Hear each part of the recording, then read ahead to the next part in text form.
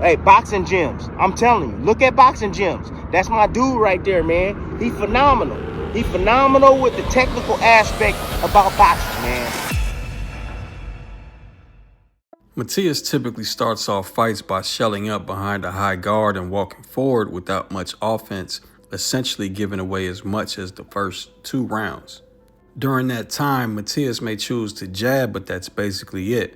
Smith has to take advantage of the potential gift rounds with volume, but also has to be cognizant of his stamina, as part of Subriel's strategy is to make his opponents punch themselves out before he starts his onslaught behind relentless pressure. I'll mention that it's a risky strategy that could blow up in Subriel's face one day if someone can land the right punch, but it has worked for the most part so far.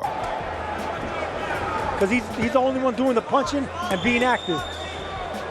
You know, Tate Davis also traditionally starts very slow. Another man in action tonight.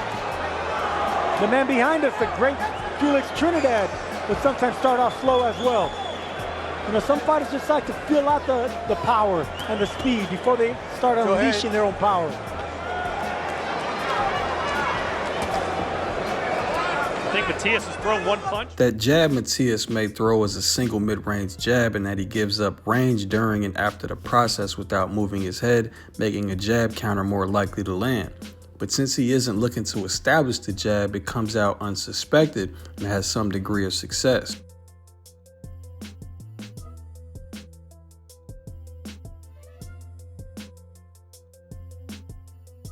Smith is a good counterpuncher with the myriad of jab counters, so we could see some big counter punches landed early.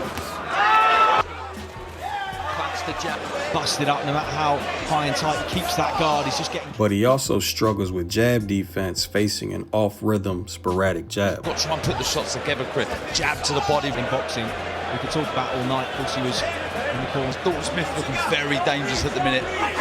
Shots, and that's exactly what I was asking for, Moylet. But every time Moylet does let his shots change the levels with the shot well.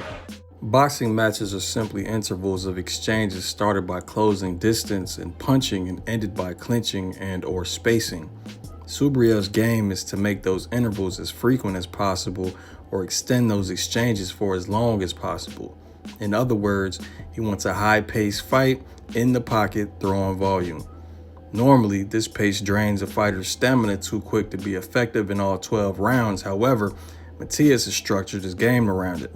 He has a good gas tank, but he also doesn't load up on a lot of punches, which saves stamina and allows for variation in combinations and awkward punches from abnormal punch lanes. Combine that with subtle mid-range and inside controls, and you have a tricky problem. And that's how he gets fighters. He's not a one-punch knockout artist. Fundamentally, his game is riddled with flaws like squaring up, using a single shield with no head movement, crossing his feet, and a few others which have gotten him hit flush with power, and is precisely the reason we know he has a great chin. Fighting Subriel's fight means a war of attrition that the vast majority of boxers aren't prepared for.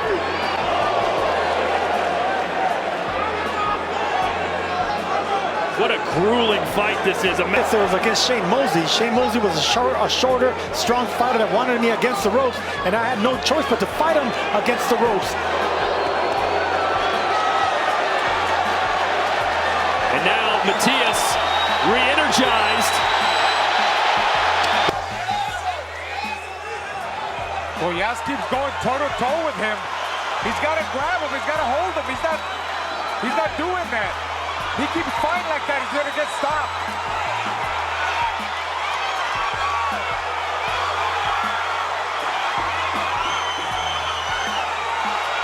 Matias, because he probably doesn't. That's what Matias needs to do. Big right hand there from Matias. The knees buckling under his, and down he goes. Dalton Smith doesn't typically prolong exchanges mid-range to inside. He has been more likely to shell up in high guards than attempt to initiate and counter at close range. Finding decent range here. Smith just trying to tuck up, doing a fairly effective job of it. When he has started offense from mid-range, he's had issues with defensive responsibility.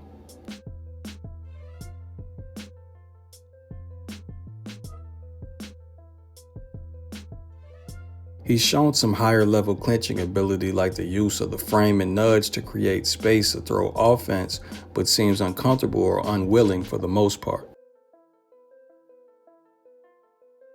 Unless Smith proves he can hurt Matias in those throwaway rounds early, that mid-range to inside war likely isn't an ideal winning strategy for him. Smith just tucking up, doing an effective enough job, and then just turns off the ropes. Matias's last loss came at the hands of Liam Paro, who mainly applied the strategy of initiating offense, then ending the exchange. Paro was able to use a few tactics, including attack and smother with the head placed in what we call the safe zone and push to end the exchange.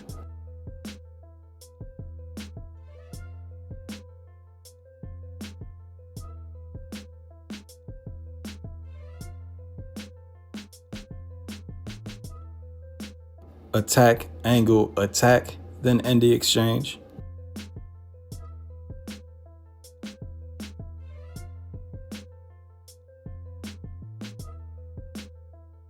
Attack, angle, then out to end the exchange.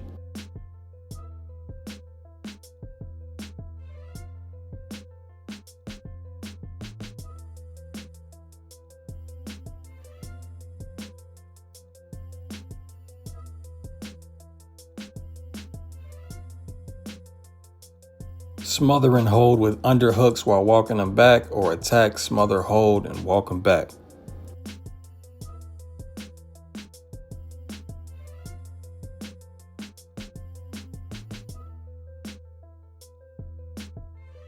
All those tactics were typically preceded by lateral traps or disengagement traps, and they combined to first take advantage of Subriel's flawed ways to close distance, then neutralize and disrupt mid-range to inside fighting, which is Subriel's only consistent strategy at the championship level. Smith has shown the footwork and know-how to be able to set the lateral and disengagement traps that Paro set. Again, just cuts in. For the right hand comes back over the top of it there from Smith, who then looks to try and... Dalton Smith able to pick these shots with real ease and a nice body shot. That ever so impressive performance against Jose Cepeda. I expect a fast start here. Recent contest, but as Tony pointed out, it's what you do. And that'll slow you down.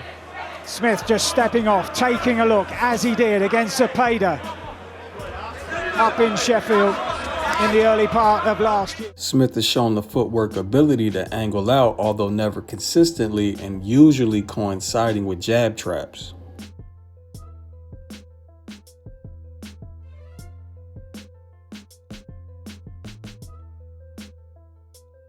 Smith has shown that he will clinch and walk his opponent back when he deems it necessary to stop exchanges. He's also shown the ability to be on his bike for long stretches of time, baiting reaches to counter while sticking and moving.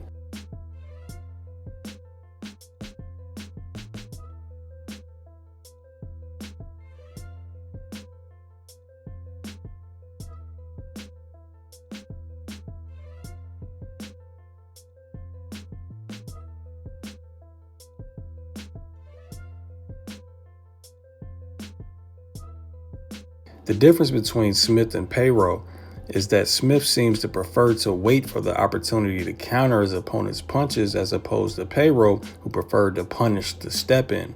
Both shut down the exchange after, but that means Smith is taking the risk of having punches thrown at him, while Paro is playing the game of I get to punch, you don't.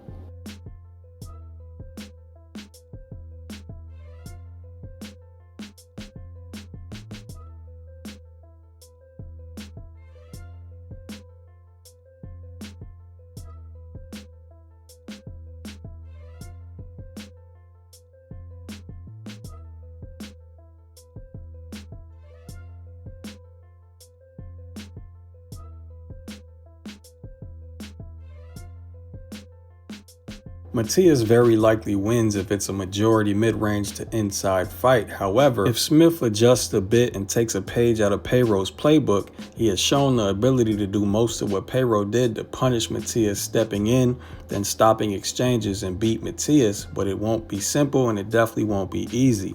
For one, lateral traps on his bike, attacking then angling out all involve a significant amount of movement around the ring, so stamina will play a factor. To deploy that strategy and win 7 or more rounds, Dalton better be in the shape of his life. The one thing he has shown that saved him some stamina is the clinches and holds that Paro utilized successfully against Matias. The issue is Matias will be on Dalton's ass, pause. And Paro was forced to use the tactic to stop action so much that eventually the ref deducted a point. The specific referee's discretion may play a huge role in this fight. Although I think Dalton can win if he makes some simple adjustments, I have to favor Matias 55-45 since Matias simply has to be himself. Peace. Fight fam. Boxing is called the sweet science for a reason. Every slip, every counter, every trap, it's all hidden in the details. At Boxing Gems, we break down those details frame by frame so fans can see the art behind the fight. If you enjoy our YouTube film studies and want to go deeper down the rabbit hole, Patreon is the place. It helps us keep producing high-quality breakdowns without worrying about algorithms, and it gives you exclusive access to the content that can't make it on the YouTube. Get extended live stream breakdowns with more detail and analysis. Ask your own questions in the 24/7 chats, decide what fights or fighters we cover, and get personalized private analysis. Gain access to our thriving betting community as well as Boxing Gems weekly picks and much more. Your support means we can keep studying the sport we love and showing why boxing is the most beautiful science. Join the Boxing Gems community on Patreon and let's keep breaking down the fight game together. This is Ryan, professional boxing analyst and founder of Boxing Gems Film Study. Film don't lie.